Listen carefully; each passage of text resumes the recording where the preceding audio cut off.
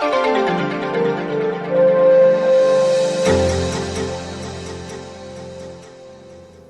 Curious People, tahukah Anda ada beberapa level dari komunikasi yang harus diketahui dan apa saja prinsipnya?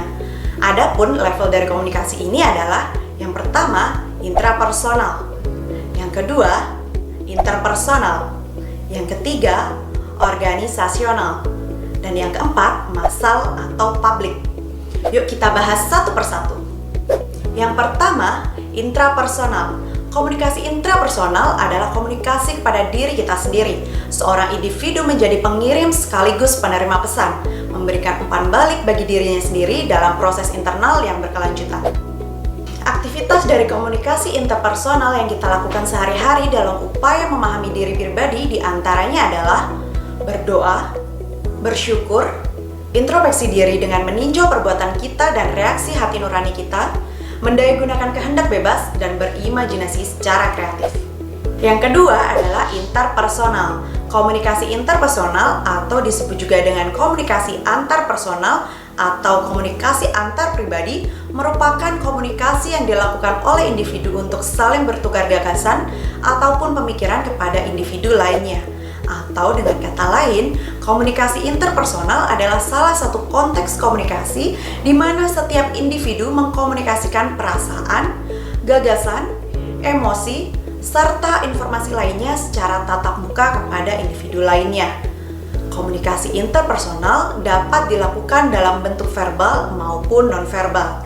Jadi, tidak hanya tentang apa yang dikatakan dan apa yang diterima, namun juga tentang bagaimana hal itu dikatakan, bagaimana bahasa tubuh yang digunakan, dan apa ekspresi wajah yang diberikan. Dan yang ketiga adalah komunikasi organisasional. Menurut Arnold dan Feldman, komunikasi organisasi adalah suatu proses pertukaran informasi di antara orang-orang dalam suatu organisasi, di mana di dalamnya terdapat 4 tahapan komunikasi yang meliputi attention, comprehension, acceptance as true, dan retention.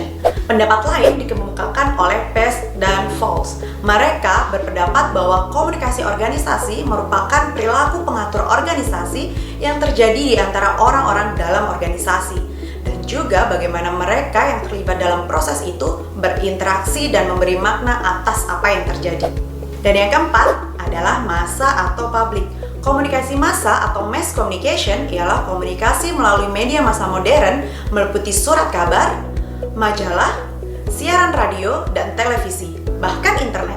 Komunikasi massa menyampaikan informasi, gagasan, dan sikap kepada komunikan yang beragam dalam jumlah yang banyak dengan menggunakan media massa. Selain level dari komunikasi, kita perlu juga mengetahui apa saja prinsip dari komunikasi. Apa saja itu? Yuk kita bahas. Yang pertama, dinamis, yaitu selalu terus-menerus mengalami perubahan. Dan yang kedua, berkelanjutan. Misalnya, setelah kita mengakhiri pembicaraan di telepon, proses komunikasi dalam menyampaikan pesan masih berlangsung. Yang ketiga, sirkular.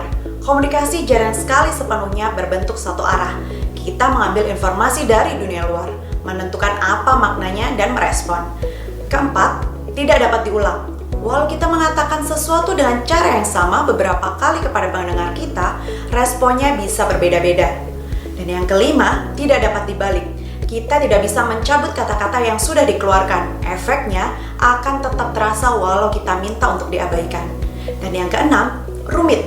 Kita membuat makna-makna yang sedikit berbeda kepada kata-kata. Variasi ini adalah hasil dari perbedaan latar belakang, pendidikan, pengalaman, dan lain sebagainya. Ini yang selalu membuat adanya potensi kesalahpahaman dalam komunikasi. Demikian Curious People sekilas mengenai level komunikasi dan prinsip-prinsipnya. Jika komunikasi diibaratkan sebagai kegiatan mentransfer makna, jadi untuk mencapai komunikasi yang baik, Anda harus mengerti sesuatu persis seperti apa yang saya mengerti. Semoga pemahaman Curious People dalam komunikasi semakin baik. Jangan lupa like dan subscribe channel kami. Sampai jumpa!